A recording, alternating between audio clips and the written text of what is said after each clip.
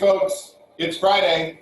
It's Friday in the quarantine, and you know what that means. It's time for Talking Zed. This is a Z Nation fan show. If it's your first time here, thanks for joining. If it's your 11th or 12th, or I guess actually 6th time here, thanks for joining as well. The way it works is you're in the Zoom room with me and my guest. Look at the bottom of your screen. You'll see a Q&A button. If you have a question, fill it out, and you can ask a question to our guest in real time. If you like a question, and you say, hey, somebody else put up a question that I liked, I love that one, give it a little thumbs up and it'll move your question to the top of the queue. No, your eyes are not deceiving you. We're coming at you in HD. I'm not getting uglier, just getting a little bit prettier in the Zoom. He was here last week. He's back again. The creator of Z Nation and Black Summer. Please welcome to Talking Zed, it's Karl Schaefer. Hey, Karl. Hey, Peter. How are you, sir? I'm doing good, and hello to all the fans out there. Hey, thanks so much for doing this. And last week was such a great surprise with Alex yelling. I've known Alex for a long time. He was really touched that you came on the show. That was fantastic. Oh, well, I'm always happy to support Alex. He's great. So I wanted to kind of do a little bit of a deep dive in your career. I know you from Z Nation, and I worked on the show a little bit, and we had coffee after the show wrapped season 5, and it was exciting for me as a filmmaker and a fan to go back and look at some of the stuff you've done. You grew up here in California. You're a California kid from Downey, am I right? Yeah, Downey, California. Went to USC Film School? Yes, indeed. And all the writers who are listening to this, plug your ears. You sold something like right out of school. Tell me how you got your start. Not right out of school. It was about 1984, 85. I wrote I was basically a camera guy, and this was when it was really hard to get into the union. So I was doing, had worked my way up to DPing a low budget feature, and doing some, rock videos and things like that as a cinematographer. And then I wrote a script called What I Did to the President's Daughter, that I sold by direct mail. And I got a book called Who's Who in Hollywood, and sent out 100 letters to addresses I got in this book, of producers and people like that. And it had a one sheet of kidnap lettering for the title, What I Did to the President's Daughter, and then a postcard that said, yes, rush me your screenplay. I haven't discovered anybody all day. You could check that box. Or no, I don't want to read your script, even if it's the last one on earth. And out of the 100 letters, I just wanted to get a job as a reader or make some contacts. I had no expectation of selling the script. Yeah. And out of the 100 letters that I sent, I got 25 responses of people who agreed to read the script. Because then it was unsolicited. You know how you can't really send out scripts unsolicited to people. Once they got the letter and sent back the postcard, it was then, in their mind, a solicited script, so they were cool with it. At the same time, I had a short film called Nun Fu, which was a kung fu spoof with nuns, okay. That I thought I had the only 16 millimeter print of, but a guy at Photochem in the lab had made himself a print of it, and it was being shown on this underground circuit of like directors and people who had parties, and a bunch of people saw it at a party, including the Kentucky Fried Theater guys. And so I wound up selling What I Did to the President's Daughter to the Kentucky Fried Theater guys right after they'd done Airplane. And that was how I got my start. I got this call saying, we saw your movie, and I'm looking at the can in my little apartment as I'm on unemployment going, how did you see my movie? And there was a pirate copy that was floating around town, and their development guy had gotten the postcard and seen the movie, and went, wait, that's the same guy that sent us. So I wound up selling that. We did a whole bunch of drafts of that. That never got made, but that got me an agent. And then Grant Tinker, when he left NBC, was starting GTG Entertainment and had just bought the Culver Studio lot and was starting a new television production company. And I was one of the first writers that they hired. Is it true that it was the first thing you pitched for TV? TV 101 was the first thing that I actually pitched somewhere. So, Karl, all the writers who are watching right now are just shutting down. They're saying, bye, I'm out. I'm out. Listen, I've had a very charmed life as a writer and producer. And I mean, because, my first network pitch, I'm terrified, but Grant Tinker goes in with me and puts his feet up on the guy's desk and goes, if you don't buy this, I quit the business. Go, Karl. So if you've got and I'm going, can I bring you to all my meetings forever? So that was the setup there. How long was it after you finished film school? You give us the, can you? Well, it was a few years after I finished film school, because I had, when I was in high school, I had worked for a small photography studio all the way through high school and USC. That's how I financed my going to USC back in the day when you could do something like that on a regular job. And I went back to help. The owner had died just when I was leaving USC. So I went back and helped run the studio for a couple of years till they got on their feet, and was doing low budget, production things, whatever I could. And then it was, I graduated in 1980, and I think I sold what I did, The President's Daughter, in 84. So it took about 4 years, plugging around before I sold that script. And then by the time I was 27, I was like executive producer, showrunner of my own primetime network show. I'd never even worked on a network show when I did it, but I like they say, luck is opportunity meeting preparation. And, the script that I wrote for my first network pilot won a Writers Guild Award. So I was doing something right. And that sort of set, I sort of kept at that level once I got in there. Why don't you set us up on, I have some promos that we're going to show. This is TV 101. What was the basis of the show? Give us your version of the promo. And then one was about, this was 1987. So the very first camcorders had just come out. And the very first editing system, remember the old ECS 90? I don't know if you're even old enough to know those. Yep. Those had just been invented. So the technology was just being invented for small video production to be possible. And so I was, thinking of ideas for TV shows, and I thought, well, what if this writing thing doesn't pan out? What would I do? I would, maybe become a teacher and go back and teach high school journalism, because I was editor of the high school paper. It did nothing but I did a comedy newspaper the whole time I was editing the high school newspaper. Basically, that's what the story's about, is a guy who was the class clown and a troublemaker in high school going back to his old high school to teach journalism and turning the school newspaper into a public access TV newscast. And we were the first TV show to actually broadcast real VHS footage on air. We had to get a waiver from the FCC because VHS wasn't broadcast legal, and you weren't allowed to even show it on broadcast. Wow. They would kick back the tape, and we had to. I had to do a lot of legwork and fighting just to get to use real, home camcorder footage within the show. And we were talking about before we came on the air that you were saying that the master tapes, there's very few in existence. And I did a deep dive on YouTube. I found 2 promos that ran on CBS. These are for TV 101 promos before the show airs, getting audiences ready. John, let's roll that clip. Dare to tune in, uncut and uncensored, Journalism 101. We need a better name. Let's do like TV 101. Got my vote. Me too. TV 101, the newscast they didn't want you to see. Give me video or give me death. Let's do it. When is our time slot? TV 101 premieres Tuesday at 8. Cue them. Welcome to TV 101.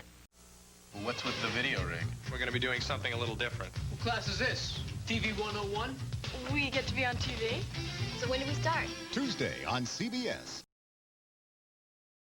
brings us back, right? Brings you right back, huh, Karl? And it literally was TV 101. I didn't know what the hell I was doing. And it's funny, I was, kind of terrified because Grant Tinker's thing was, well, it's your show, kid. Do what you want with it. And, I had never even worked on a TV show. So I had lunch with Michael Kozal, who was one of the co-creators of Kill Street Blues, which is one of my favorite shows and, made me want to do TV. And I was like, do you have any advice for me? What the hell should I do? And he said two things. One, and I would say this to anybody who's, getting a job way over their head. One was, you're going to get a ton of help. We'll throw a lot of pros your way. And the other thing he told me was, kid, you're going to be spending money so fast that unless they're going to fire you, you can do whatever you want. Because they can't really stop you from doing it.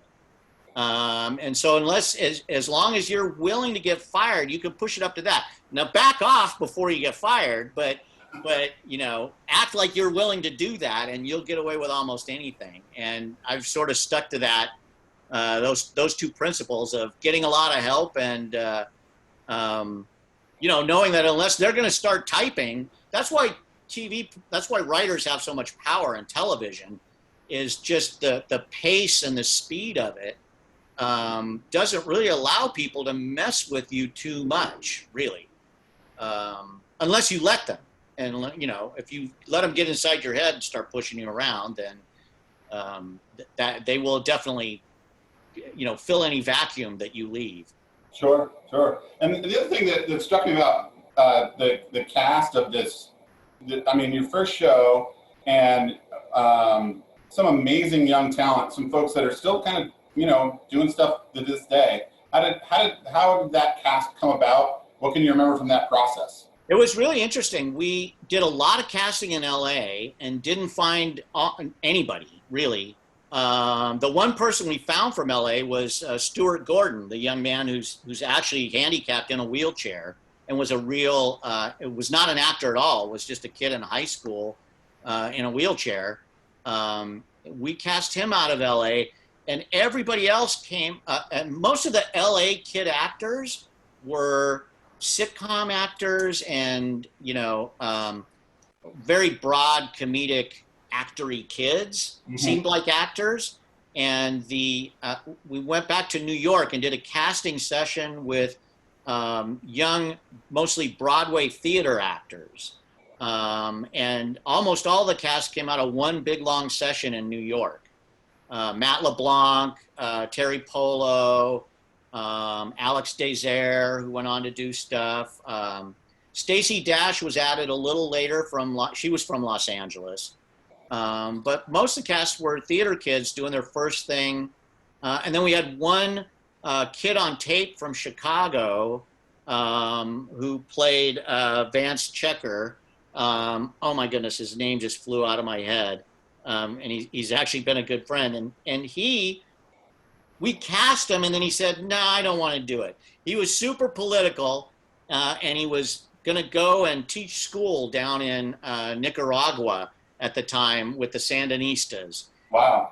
And I was flying back to New York to meet with the rest of the cast and had them fly him to New York, and he and I walked around the village, and I talked him into, I said, you're going to make enough money to go to Nicaragua and live for 5 years if you want, and you're going to have some profile. If you're really political, come do this show, because it's going to be a socially, conscious show about political issues, and you'll make some money and have some profile and be able to do a lot more good.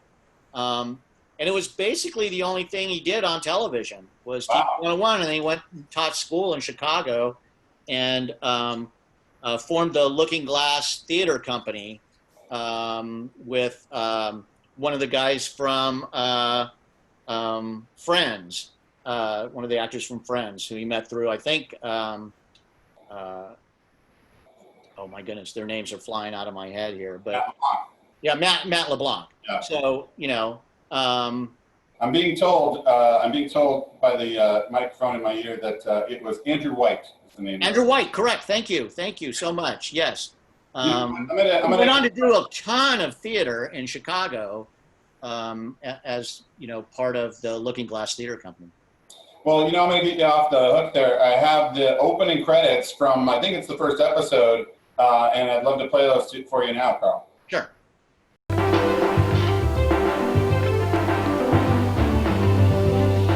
was the best of times, it was the worst of times.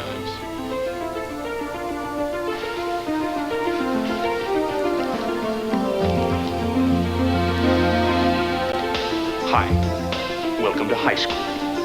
My name's Kevin Keegan, and I'll be your tour guide for this semester's trip through Adventureland. Please, keep your hands and feet inside the boat at all times, as these are shark-infested waters.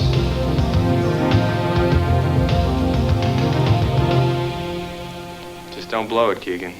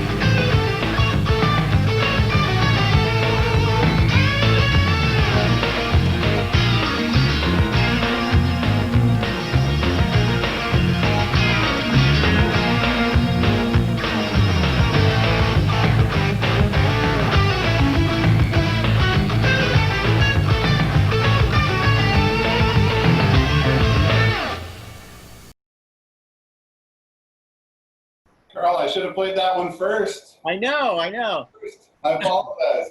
Back to memory lane there. Wow, that's going back a ways. Yeah.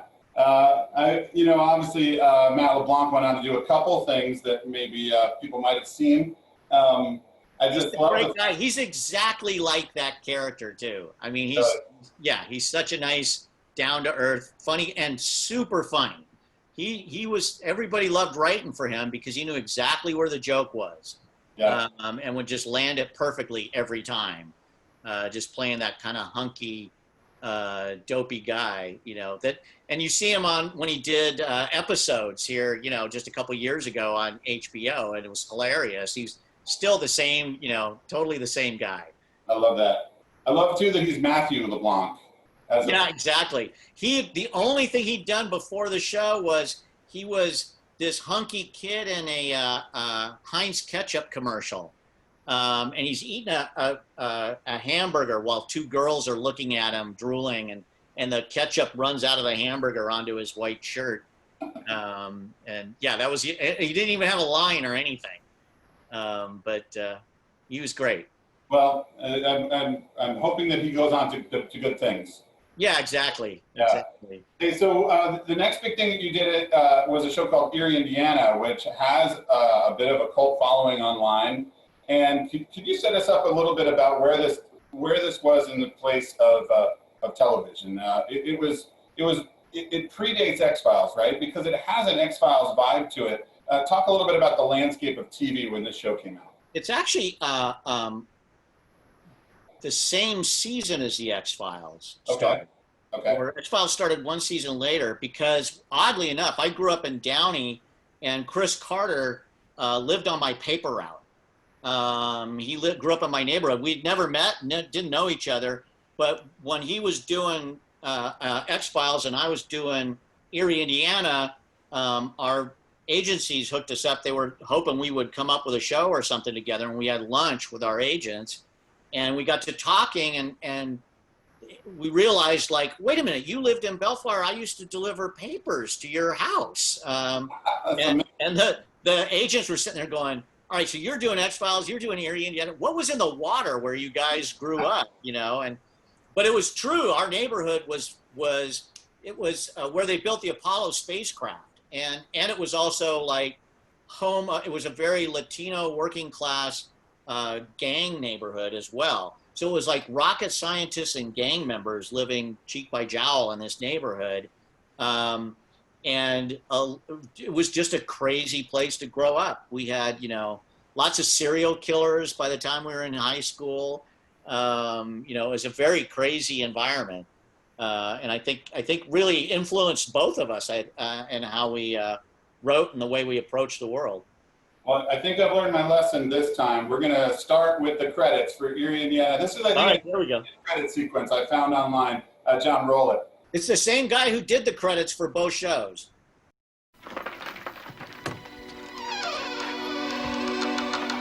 Erie, Indiana, day 45.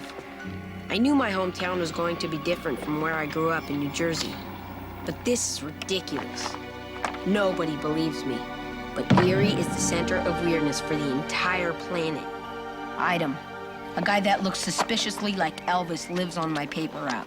Thank you, little paper boy. Item. Bigfoot eats out of my trash.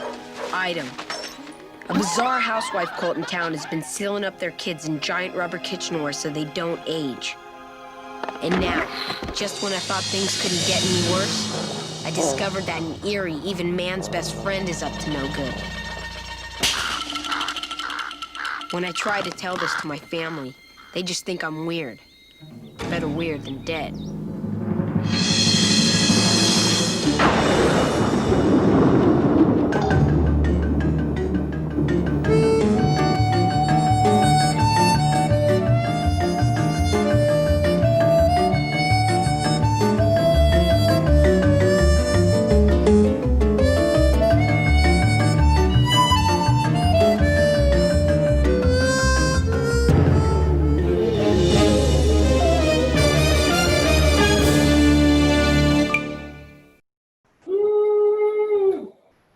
I noticed a couple things. There was a Schaefer, Indiana, I think, up there. I saw on the map.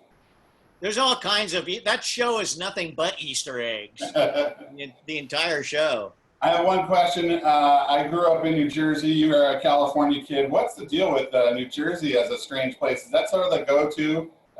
Did you place your hero in New Jersey? Well, yeah, my wife, Rousseau, grew up in New Jersey. So I think that was part of where that came from. And Jersey's got a weird vibe to it too. There's a lot of apocryphal stories come out of the Jersey Devil and things like that. So I don't know what you're talking about, Karl. Yeah. I say though, that giant sweatshirt is very authentic. I wore one of those for most of my middle school years. So you're spot on. You got that right, my friend. So I mean, what did Erie, Indiana mean to you at this point in your career? Well, it's one of my favorite shows I ever worked on. It was a blast to do because it was, set up like a little movie every week, and with a lot of great, interesting directors. Everybody from, Joe Dante, who directed the pilot and 5 of the episodes, to people like Tim. The guy who did River's Edge. We got a lot of really interesting feature directors to come in and just do Bob Balaban, people like that. And they would develop their, it was like a new movie every week. Everything had to happen to the same 2 kids. And the basic premise of starting with a real childhood fear and then coming up with this modern fairy tale where the kids could conquer their fear. And then they would wind up with a piece of evidence at the end of the show that they would put in their evidence locker as a way of putting away that fear. And that formula was just endlessly fun to use. And everybody just had a great time doing it. It was, all shot on the little Radford studio lot entirely over there where Seinfeld was shooting at the same time as us. And we had like 2 storefronts and 2 houses and made the whole town look like it was, within that realm. So it was a lot of fun. That's a great show. I'm a fan of the show. I have it on DVD. I found my DVD copy as well. And I think I told you this when we first met. I would be remiss if I didn't mention the mayor of Erie, Indiana on your show. Do you remember who that is? Yes, there's. I forget what you're referring to, though. He went on to play Charles Logan on 24. It's Greg Itzen. He's this dear, yes, dear friend of mine. I've done 5 movies with Gregory. Know his wife and his son very well, and just an awesome human being. There he is as Charles Logan, and that was one of his first things, right, on television, I think. That show had an amazing cast of guest cast. Was just fantastic in it. Guys like Stephen Root, who was in Barry just recently, and the Henry Gibson. A lot of that was Joe Dante, and the fact that we would use these interesting feature directors who would come in and bring like their favorite character actors. And the show was a blast. It was 5 days of work, here in LA. And you always got to play like some insane character.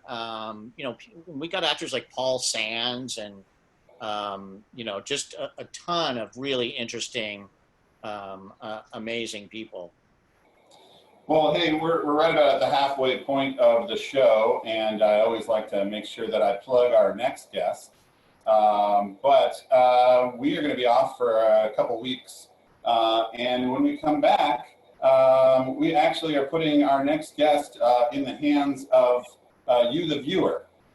So I'm throwing John a little bit of a curve here, but John, the promo for next week is going to be, well, July 10th, you get to pick who is going to be on Talking Zed. That's right. We are off for 2 weeks. We'll be back on July 10th. If you want to vote on who's going to be part of the show, come on to the Talking Zed Facebook page, and you can vote and let us know. And we'll do our best to get that person, he or she, on the show to talk to you all about Z Nation.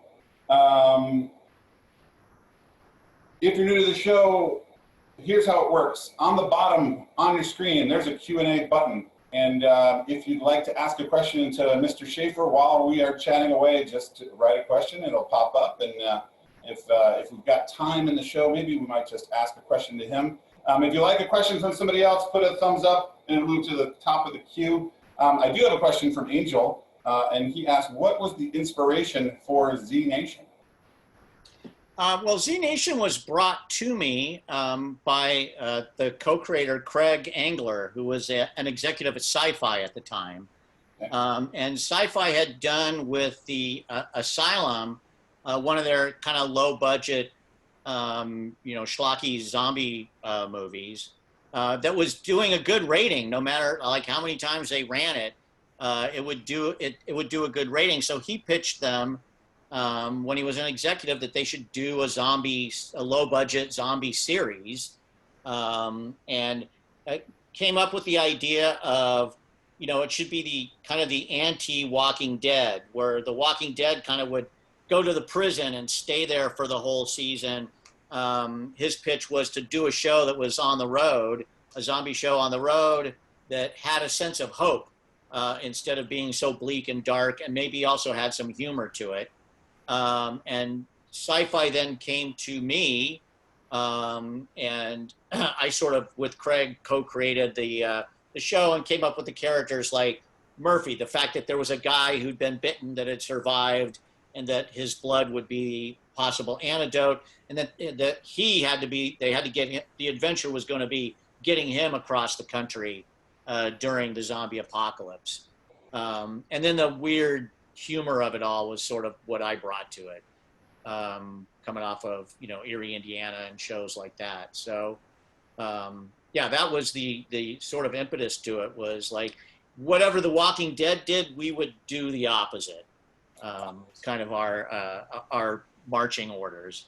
Well, we've got another question, another Z question. Hello to Karl from Matt Davidson and all the Spokane Z's. Hey Matt, thanks for coming back on the show. One of our go-to zombies, by the way.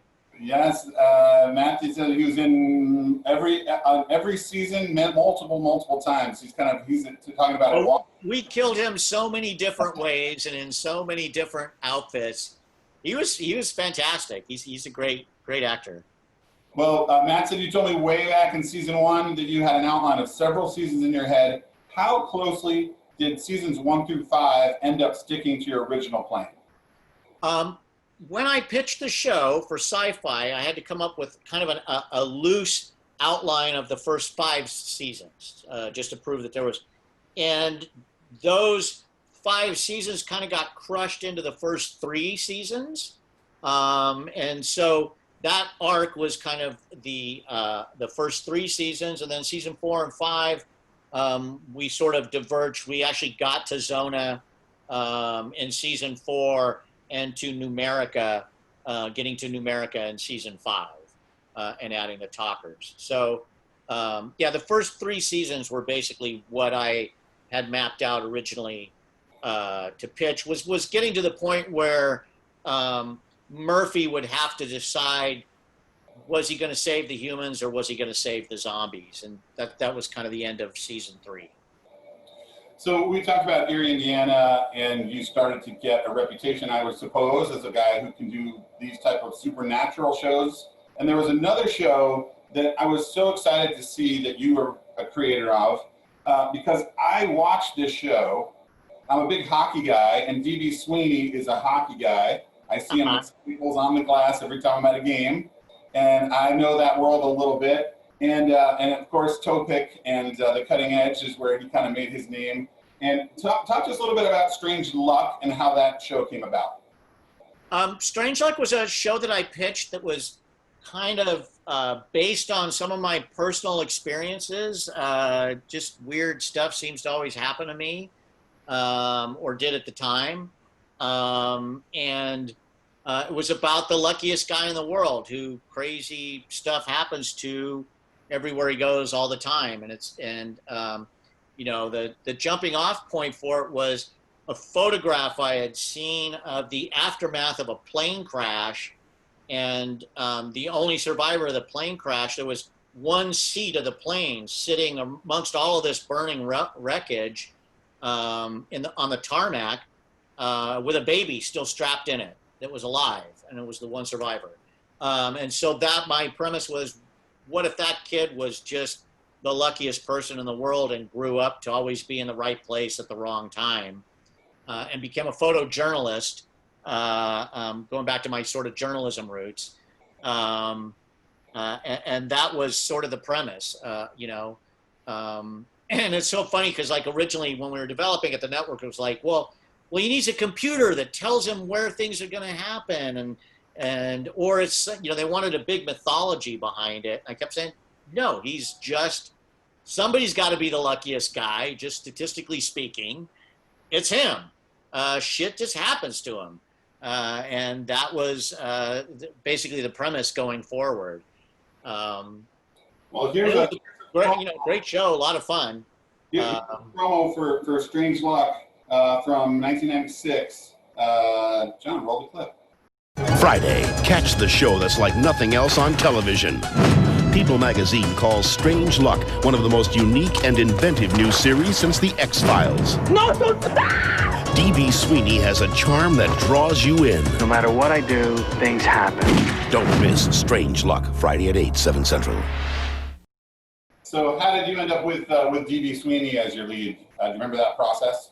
I think the network brought, you know, it was kind of a horse race. There was 3 or 4 young actors that were up for it. He had just come off a movie with Peter, who's the guy? Columbo. He'd just done a movie with Columbo, and yeah, and they liked him. The network liked him and brought him on the show. I noticed too that they were giving a little call out to X-Files there in that promo. So, you know, you're starting to get, I mean, at this point. We were actually paired with the X-Files on Friday night. Oh, okay. Yeah, we were their lead-in. Got it. I hope I've learned my lesson. Now I want to show you, this is the opening credit sequence, if we're ready. The opening credit sequence from, I think it's episode 1. And you had a really great cast on this one as well. John, if you're ready, just roll it. If not, I'll just keep talking.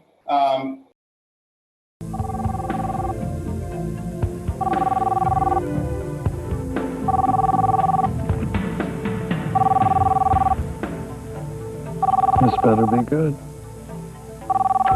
Talk to me. Wake up, Chance. Got a late night crime gig for you. Hello to you too, Weston. get your gear over to Central Booking. Just heard a tip they arrested Tab Robertson.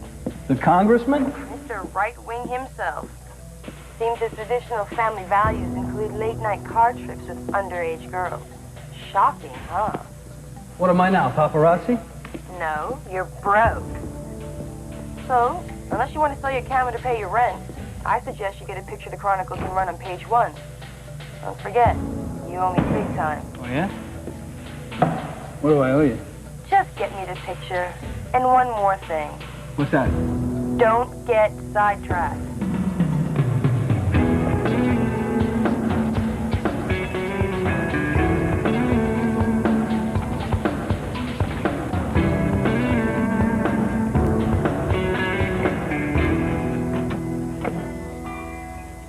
Up late again, eh, Chance? Story of my life. 2 coffees to go, please, Black. You want a sticky bun, coat your stomach?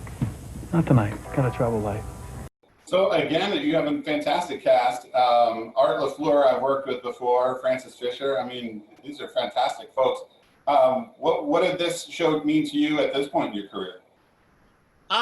You know, again, it was a really fun show to do. I love the premise. It should have lasted a lot longer, like some of my other shows. You know, but market conditions sort of shifted, even though we did really well on Friday night. But you know, they had a little bit of a problem with DB Sweeney getting the show made, so that wound up getting us canceled. So unfortunately, because the premise of it was great. Yeah. And I think worked really well. It was a very stylish, cool show, and one of the early shows to shoot up in Canada too. We one of the first ones to shoot after the commish up there, and we were actually shooting on the same lot while they were doing the X-Files. Oh, that's amazing. And using a lot of the same cast. We were on right before the X-Files, and at the time the Canadian guest cast was such a small pool that some guy would be like the dad in our episode, and then literally in the episode, right, no matter how much we tried to coordinate and not have this happen, the episode right after us, he would be some hideous killer on X-Files, you know, the same exact actor. So that's amazing. It was a little tight that way. And I'm going to geek on you for a minute. Do you remember the director of that first episode? Was it David Carson? David Carson. Was he a British director? Yes, he was. He came off of doing the Star Trek movie. There you go. I'm a huge Star Trek fan, and I wondered if it was the same one. Yeah, he was. He had just finished that, and this was his first pilot. So there was a little bit of a trend that we've kind of seen that we've shown a couple of new shows, and they're all going one season. But then there was another credit that's on your list that actually went on for quite a while, and that was The Dead Zone. Yes. And I wondered, Karl, can you explain to me, because I'm kind of an indie film guy, you're listed as executive producer and co-executive producer. What does that mean in sort of layman's terms about what you're doing on the show? Well, on Dead Zone, I was the showrunner for a season and a half. Okay. And I was brought in to finish the first season when they got to pick, an extra 6-episode order. And then I was showrunner for season 2, and then was just like a consulting producer and writer coming back for seasons 3 and 4. And there was a lot of episodes that I helped break and come up with a story for that were shot even after I'd gone on to do other things. And how did you come onto the show? You were hired as a showrunner by the Pillars, or? Yeah, Michael Pillar and Jeff Wachtel, the executive at USA at the time, were kind of at loggerheads, I guess, and wanted to bring in somebody new. Michael Pillar had sort of followed the book for the first season, and then when they ordered these new episodes, they were having a hard time getting new episodes generated, and sort of brought me in, and I just kind of clicked with how to tell those stories. They were very complicated to break because you had that whole thing of touching somebody, changing the future, and go. So, we would spend 7-8 days in the writer's room just diagramming how an episode worked and what it was he was seeing and how he was resetting the clock. And So sometimes it would take, a whole week just to sort of figure out the structure of an episode before we would even start talking about scenes. And because we try to make them a little different every time. Well, I think what I feel about this show is as a fan, I bumped into the show several times, but it was one of those iconic shows that sort of was omnipresent when it was on. Like I always felt like I was running into it. I was always, it had that cultural impact. And you said it went, how many seasons do you recall? I think it went for 7 seasons in the end. Yeah. And I was around for like 5 of them. Yeah. Well, I guess I've learned my lesson. I hope it's going to work. I know John is wrestling with the Zoom, but here's the credit sequence opening titles from the Dead Zone.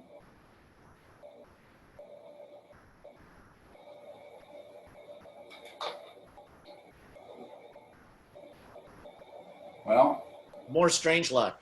If we start talking, it's going to run. Or it is the Dead Zone.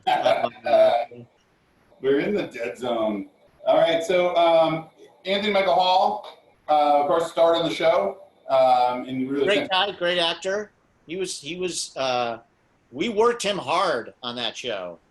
He was in every single scene, and really, carried a pretty heavy load, and did a lot of comedy and a lot of drama and action, and it was something different every week for him. I'm assuming that it's your relationship with him that brought him to Z Nation in season 2. Yes. Yeah. And set us up a little bit on that episode, Corporate Retreat. What was going on in that episode and who he was playing? He was playing a sort of a corporate retreat, like one of these cult guru type, corporate retreat guys that sort of teach your corporation how to be a team. And the premise was that these people all got trapped together when the apocalypse broke out in this hotel, and had been locked up in a hotel together for too long, and had become almost like cult-like in a way. And when our guys, the Z Nation characters, arrive at the hotel and bring in this new X Factor, it sort of sets loose a lot of pent-up frustration between the corporate members. So if our strange luck works, here is a clip from season 2, episode 11, Corporate Retreat from Z Nation.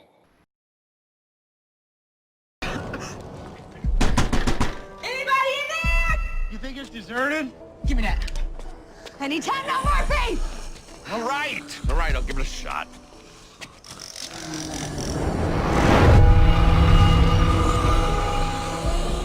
Why don't we just break the glass? No, because then the Z's will be able to get in. I'm not comfortable with this decision. We haven't considered all the possible negative outcomes. Me, I agree. We need to lean into the realities and conceptualize the ramifications. Me, I don't like the looks of that tall one. Why is he blue? We don't need any outsiders. Okay, we've come to a decision point now. Who's in favor of implementing the current policy and letting Darwin determine the fate of the outsiders? It's been more than a year since we've seen outsiders. Maybe they have information we can use. Keep your voice down. We can't just leave them out there. Iggy, you're defying consensus. Iggy, don't! If you open the door, there's gonna be consequences. There's somebody in there. Open up or you'll be sorry!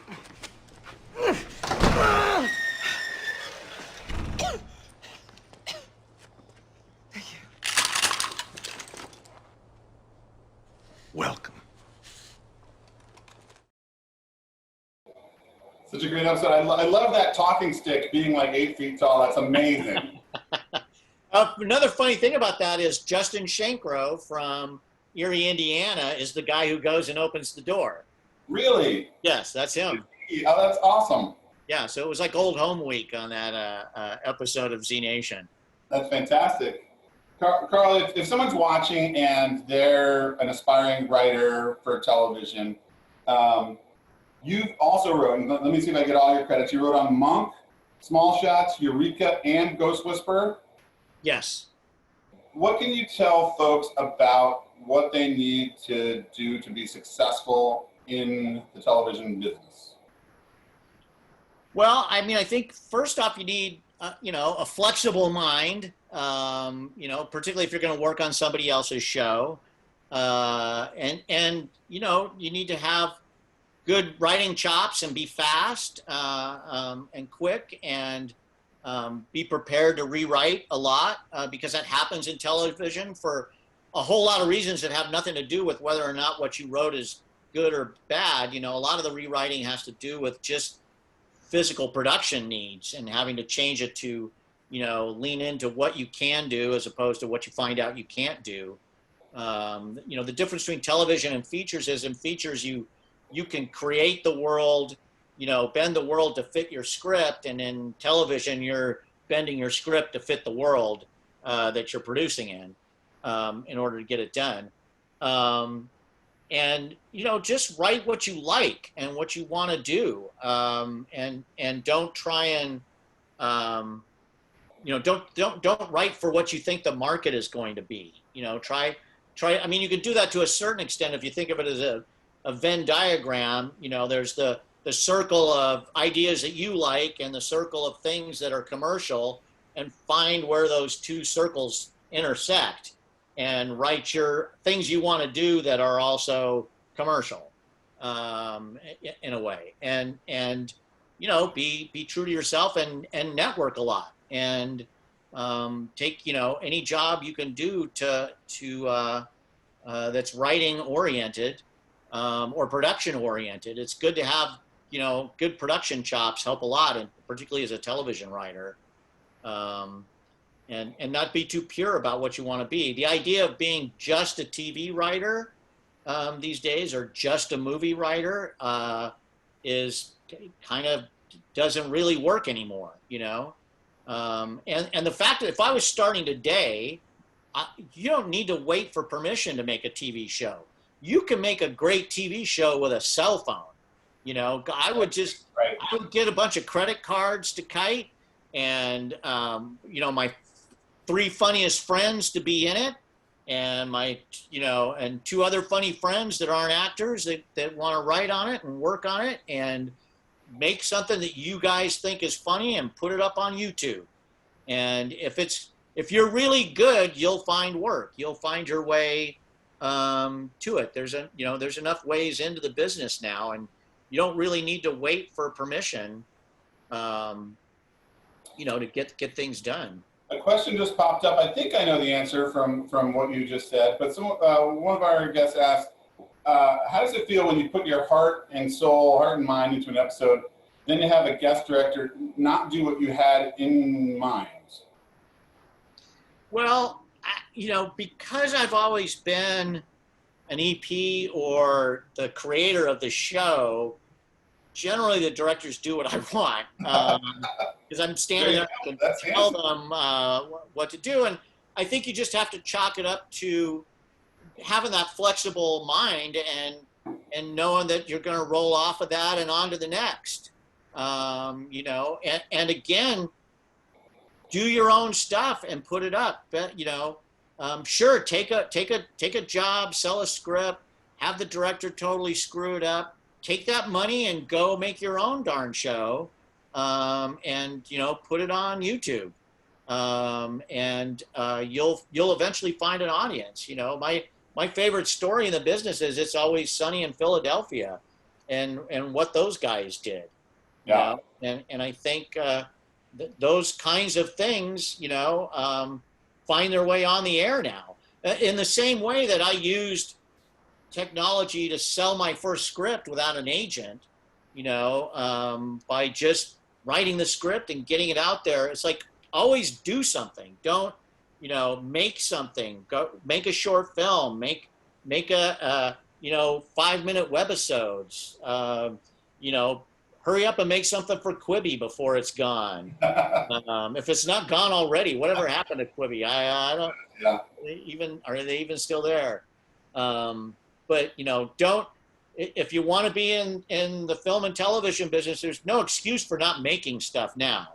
Sure. When I was starting out, the bar was high. It cost you, just to make my little kung fu spoof Nun Fu would cost like $7,000-8,000, and we needed film cameras and we needed to rent equipment and we need, and now you can buy Sony A7S and a Shure microphone for $3,000, and you can make something that's broadcast network quality, with no excuses. So, and cut it on Final Cut. So there's really, just get out there and make it would be the main thing I would say. I love that, and I've always been a proponent of that as an independent myself. And it's a Z Nation show. We've gone through kind of the history of Karl Schaefer. Now we're up to Z Nation. Tell me a little bit about what this show has meant to you as a creator of the show. Well, I mean, a couple things. First is I loved shooting in Spokane. I love my crew up there, and unlike a lot of the other shows that I worked on that were all great, and I love those shows too, but they were kind of ahead of their time in a way, all of them. Erie, Indiana should have been on Nickelodeon or something like that. It would have run 5 seasons, but there was no Nickelodeon at the time. There was no cable TV at the time for these things to go on. You had to be a network broadcast hit show or nothing. Whereas today there's markets for everything. And Z Nation just found a niche there on Sci-Fi and an Afterlife on Netflix. And to be able to do something for 5 seasons and really follow those characters out and really get to experiment as a creator and learn a lot about what an audience will respond to. The other thing that was great about Z Nation was doing the live, tweeting live with the audience during the premieres of the episodes.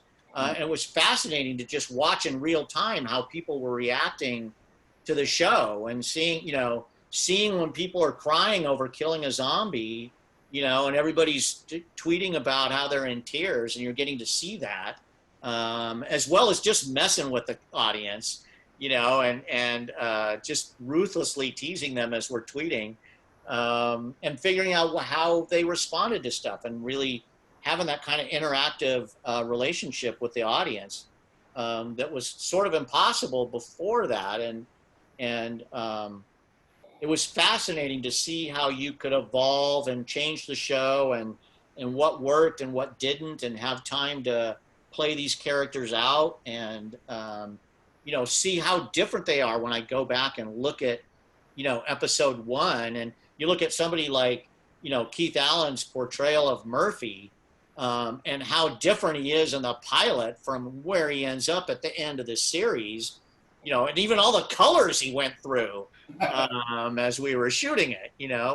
We would have gotten to green eventually if we'd had another season. So that's what was great about that, was just the longevity of it, and really getting to know all the other filmmakers and giving so many other people a chance to, get their WGA card, get their DGA card. We had a lot of first-time directors, a lot of first-time writers on that show, because I was a little bit like Captain Kurtz up the river.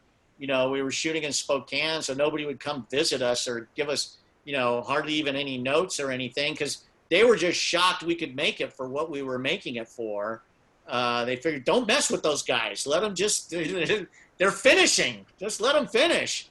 So I was really able to move a lot of people up, both as actors and directors and writers, and just seeing people get a career and go on to other things. Well, we had Dan Merchant on the show, and Dan was talking about the live Twitter feed as well, and talking about the Easter eggs that you had planted, and seeing the fans react in real time to those things. Mention of killing a sheriff, or mention of killing a guy with a crossbow in another zombie show, and the fans going nuts about that. Right, yeah. And I know you too, Karl, on Facebook and social media are real actively engaging with the fans directly, which is so cool. I see that, and I know that they really appreciate that. You set this up. You didn't know this was the clip. You set this up perfectly. This is a combo clip that was put together, I think, by Sci-Fi for the first season of Z Nation. I want to show that. Then we'll watch a promo for season 5 and talk about the journey and where these guys went. We'll see a skin-colored Keith Allen and then a red Keith Allen. I know you're out there. I can see you. Running, hiding, killing, surviving. In accordance with the emergency executive orders, we've been selected for exposure to an experimental substance. You've seen it all. I gotta tell you, people, we've been getting our asses kicked. Show 'em! Well, today's the day that all that changes. You're looking at the only human known to have survived being bitten by a zombie. His blood carries the antibodies for the ZN1 virus. If we can get him to the lab in California, they can use his blood and make more of the vaccine for the zombie virus.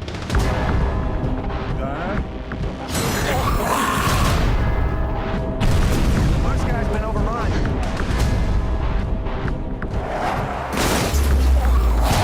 Looks like we're taking Mr. Congeniality to California.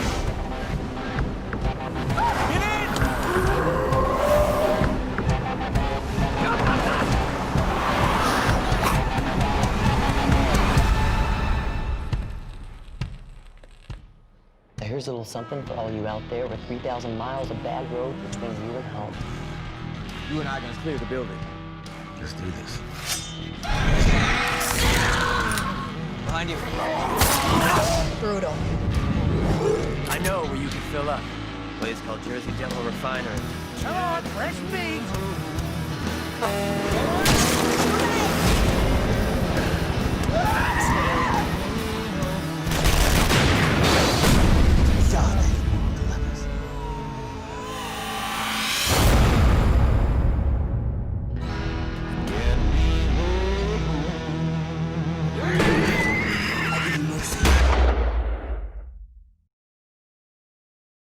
So it brings you back. Now we talked about this on the show before. The Walking Dead had been on the air, and the question was at some point, how does this differentiate? I think that baby in the pilot, one of those things that just said, hey, we're gonna stake a claim on this hill and die on it. But that was such an iconically weird thing to do. Talk about that and the discussions that went on in the writing that. Well, the network was really on board from the first draft. They really liked, the sort of mix of horror and humor, black humor in it. And the funny thing about the baby was, and this was also how like, as a showrunner, you're not just writing for the audience. You got to deal with the crew and kind of getting the crew to understand just how crazy this is all going to be. And one of the things that I insisted on was that there was the animatronic baby, there was a real baby that we had, and then there was a midget in a baby suit that everybody thought I was insane for having this midget in a baby suit on another set built that had big boxes, scaled up boxes, for just the part where the baby comes bursting out of the boxes and comes straight at camera, because that was nothing that the puppet could do and nothing that the midget was like this mean guy that smoked cigarettes with no sense of humor whatsoever, like didn't really get what we were doing and like, what do you want me to do, and I think that's also when the crew kind of understood, like, this isn't like everything else you're working on, and we're the show that says, yes, we're going to have a midget in a baby suit behind the scenes on this thing, and really like throw down the gauntlet about like, yeah, the guy that you think is going to be the star of the show that we spent all the money on, he's getting eaten by a baby in the pilot. And that's just how bad this is going to be. And I think that's what the audience responded to, was just the fact that we seemed like we were out of our minds. I remember, it's like episode 2 or 3, John Hyams and I are sitting there watching we're at the mix, and it's one of the episodes where there's just mayhem everywhere. People are just running in the streets with guns, just shooting each other, tackling each other, and it was like really like the apocalypse America always wanted, it seemed like, where everybody that had guns and wanted to just go shoot people. And we just looked at each other and burst out laughing at like, why is nobody stopping us? Why isn't anybody saying don't do any of this? And that's kind of when we knew we were onto something. Once we And then just letting it get weirder and weirder from then. The premise being that as the apocalypse went on, it would just evolve into more surrealistically strange and bizarre stuff. And then at the end, going back to Black Summer, which sort of predates Z Nation, it's the same apocalypse, different story. But that's just straight up, we wanted to just do something that was just, we wanted to prove we weren't just kidding around, that if we wanted to, we could really scare you. And Black Summer was before the apocalypse had evolved into something weird. Yeah, I've been doing a deep dive into the first season. I watched it because I knew that Z Nation and I knew you and some of the folks working on it. And it's really intense. There's some stuff there that, like, you know, if you're going to stay up late at night and watch it at, like, I don't know, 11:30 at night because your kids are sleeping, you're going to be thinking about that and having some dark dreams when you go to bed, my friend. I mean, one of the things that sets it apart is the tone. And talk a little bit about that. It's the humor is a thing that people latch on to Z Nation, and if you expect it in Black Summer, you're really not going to find it. And that was kind of the point. I mean, I used to joke that Z Nation was the most manipulative show on TV. That I would just use every tool I had to make you, cry over a zombie or hate a human being and want to see them eaten. And Black Summer is the same thing. We just used all the tools at our disposal just to kind of put you in the headspace of the idea was to see Americans as refugees and to have them see themselves as, being on the run, not having any information, being separated from your children, being desperate in a way that Americans just have never been. And everything about it, we wanted to shoot the show in black and white and fought really hard. And I would suggest anybody going back to watch it a second time, go into your TV menu and turn all the color off, and turn the contrast up just a little bit. And that's how the show was meant to be seen, in like stark black, because we didn't even want to give you color. It's just a very minimalist story. There aren't the characters, other than the mom, ostensibly being on a journey to find her daughter. You don't even know the names of most of the characters, and there's no backstories. There's no scenes where they sit around talking about themselves and, things like that. And I mean, the show really took off after Stephen King tweeted about us a couple of times and tweeted about how the show was just stripped down to the horrific aspect of what would it really be like, and making you feel that way. And it's even designed not to have, to watch straight through. It's not really in episodes, it's in short chapters. Yeah. And you never know how long a chapter is. It could be 5 minutes long, it could be 40 minutes long. So you don't know where you are in the story, and you don't know, like, are these guys going to make it? Are they going to kill this guy? Is he going to live? It's really designed well for Netflix, I noticed, Karl, because the way that the platform works is, it gives you that 5 second, we'll go on to the next episode.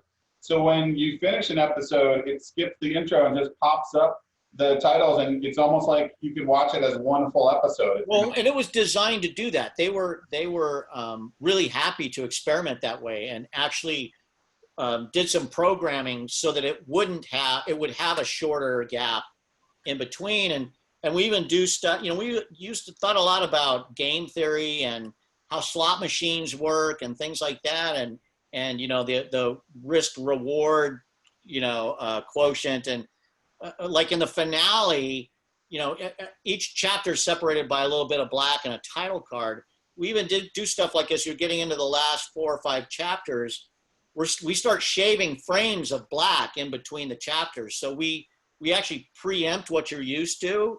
And so it would start again before you could even hit go, or stop, and to keep sucking you in and not let you catch your breath between episodes. I mean, that pilot episode, I've watched it with a crowd of people a couple of times, and people literally stopped breathing for 3 or 4 minutes there towards the end of that first chapter.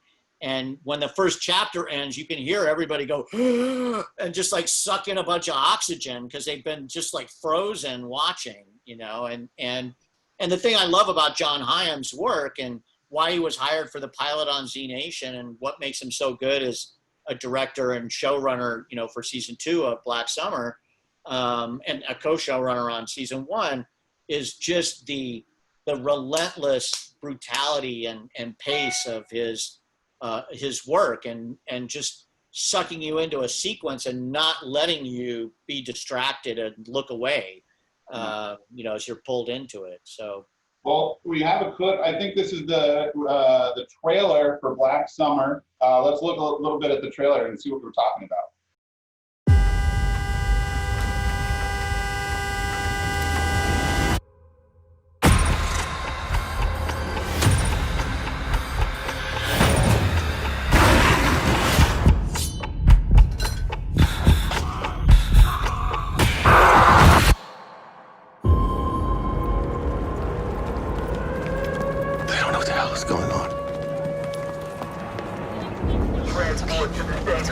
They don't have a plan for us.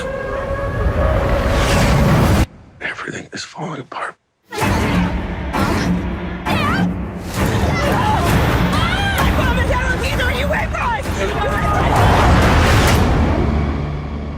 Lost my daughter.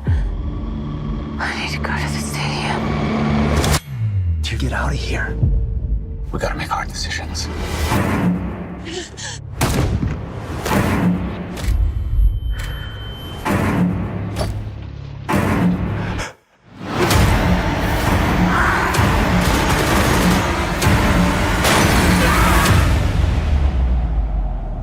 Is there anywhere that's safe?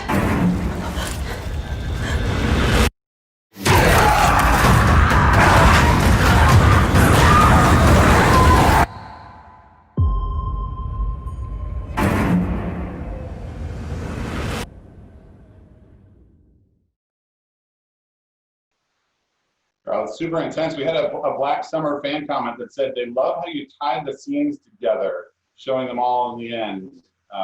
And how did that part of the show come about, where you're kind of seeing different POVs? Well, it's just the structure of the show, you know, just moving everybody through this scenario together and not giving you, like, there's no exposition in the whole series. You never really know where you are or what you're in, and the audience doesn't have any perspective on what's going on beyond what the characters have. And so, but we knew the audience was smart. They didn't, you know, we had to argue with Netflix, but they got on board pretty quick once they saw, like, we were had very thought this out, that the audience knows enough about zombies. You don't need to tell them anything about how, you know, they just know they're bad. That's all you need to know for this to work. And you don't need a lot of exposition about the characters to side with them. We wanted you to feel like you were running alongside with them, and bringing it all back together, you know, in the end, as they all sort of meet up at the end. And as you'll see in season 2, you know, if season 1 was all about Americans as refugees, going on the run, season 2 is all about Americans at each other's throats and nobody trusting anybody. And I think we sort of hit the nail on the head in terms of, it's one big exercise in the prisoner's dilemma of, if only we would work together, some of us would get out of here, but because we all want to get out of here, we're all going to die. And that's kind of where we're at, you know, and I think if we can ever finish it, we got halfway through shooting before we were shut down for the pandemic. How many episodes is it going to be, season 2, and where were you guys at when we got shut down? We're about halfway through. It's 8 episodes, but it's all being shot out of order, you know. So it's not like there's any completed episodes that are finished even. There's scenes owing and everything, but it's super intense, and you know, we take the characters on, you know, even darker journey, I think, And it's, it's less about the zombies out there. The only zombies you see are characters who've been turned into zombies. So you know them all as they're, but the zombies are all an internal threat from, the group of characters that we meet as we go into the story. So it'll be interesting. It'll be an interesting experiment, and hopefully it will come out. We're hoping it'll still be done in time to come out during or right as the election's happening. Oh, right on. Well, hey, we're just about out of time. We're getting a little bit past 6 o'clock. We've got Black Summer Season 2 coming up in the works. What else can you tell us about stuff? What are you allowed to tell us about things? Because I know you're always working on stuff that you've got in the future. Well, hopefully Black Summer Season 3, and have a script that I'm developing with some of the guys up in Spokane that hopefully will do for vampires what Z Nation did for zombies. Right on. And sold something, a pilot for another show right before the pandemic hit, about the collapse of society. So that'll be interesting to see how that plays out. Just out there, working on all kinds of stuff, trying to get the next show going. And hopefully, waiting to see what kind of formula comes up so we can get back into production on something again. Yeah. Amen. What that's going to look like and how that's going to work still is an open question. Yeah. Well, thank you so much, Karl, for coming on to our little show. And thank you for having me. You guys do a great job with this. Thank you. Thank you for the compliments. And I just love Z Nation. And as a fan, it was cool to kind of work on it a little bit. But also just the thing that's always struck me, I say this to every guest, is there was care and there was heart put into it for the folks that worked on it. And you could feel it being on the set, and I think you see it in the end product. And I think that's what people really enjoy about the show. So thank you. Thank you for that. Thanks for coming on. I'm going to do a little promo for not next week, but in 2 weeks on July 10th. That's right. We're off for 2 weeks. We'll be back on July 10th. Same time, 5 o'clock Pacific, 8 o'clock Eastern time. Here in the Zoom, we'll be joining you with our quarantine guest. Who will it be? Question mark. Who will it be? Go to Talking Zed Facebook page, and you can vote for your favorite character. Let us know who you want to see. And who knows, maybe that person will be here at Talking Zed in 2 weeks on July 10th. Hey, folks, thank you so much to Karl Schaefer for coming on again. Thank you to John Lawson, who's our producer behind the scenes, pushing all the buttons, making this happen. I appreciate you guys for coming on to the show. Thanks for helping me get through my quarantine. And we will see you next time, July 10th, here on Talking Zed.